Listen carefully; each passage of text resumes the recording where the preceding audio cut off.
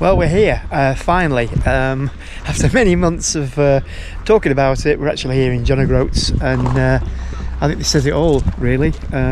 If you can indeed read that, it was difficult to.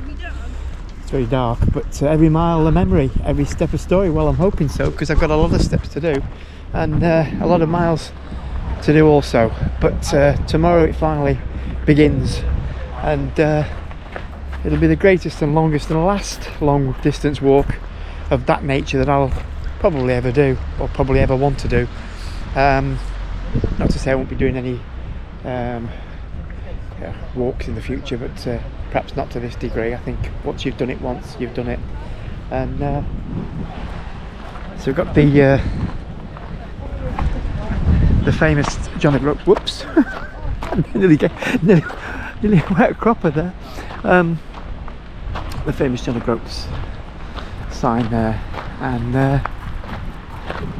beneath this lovely little harbour, a couple of little fishing boats in there, just pulled in, emptied the catch out, and you've got this little pier here. There's not an awful lot John O Groats.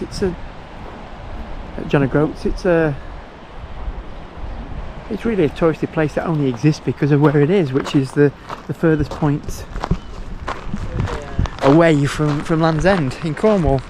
It's not the furthest point north in Britain. That's Dunnet Head, which is, well, you won't see it again, it's this, but as far as you can see on the horizon, there's a little bit that sticks out. It's just a bit further north than this is, but being a bit further west, it makes it not the furthest point to Land's End.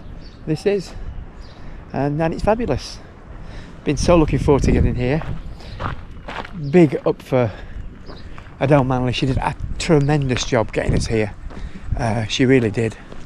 469 miles in just over 9 hours driven in a couple of days. It really was terrific, and she hadn't had an awful lot of time to practice with that. And whilst the motorways were, pretty steady, when you get some of these roads here, heavy traffic, and the old girl, she's heavy. I'm not talking about Adele. I'm talking about the old mad doghouse, our camper. She's a heavy girl at the moment, because she's got three of us, but all the gear that we're carrying as well. So it was a bit difficult on the hills.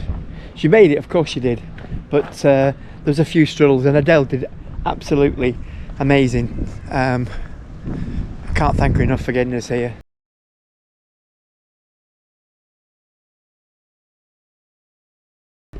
So tonight we thought we'd be on a car park. We couldn't get onto this campsite here. There's camper vans, you can see there probably. No, this was full, but there was a car park that we thought we could park on. But we did better than that. We found a pub that would take us and let us park on their car park if we ate with them, and it's probably a little bit easier from there just to wander down in the morning to set off walking. So that's what we've done. The other car park was about 4 miles away, and it wasn't guaranteed that we'd have a space on it, but we're fine now.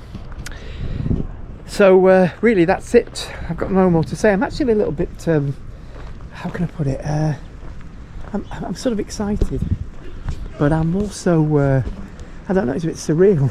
Now I'm here. I'll be fine in the morning. I'll be fine once we get going. But this is all there is of John O Groats. If you ever come up here, you'll be able to see this. There's a nice smell of fish and chips though. I don't know where that's coming from. Well, obviously fish and chip shop or cafe, but I remember that John O Groats knitwear we called in there in 1988 when the only other time I was here.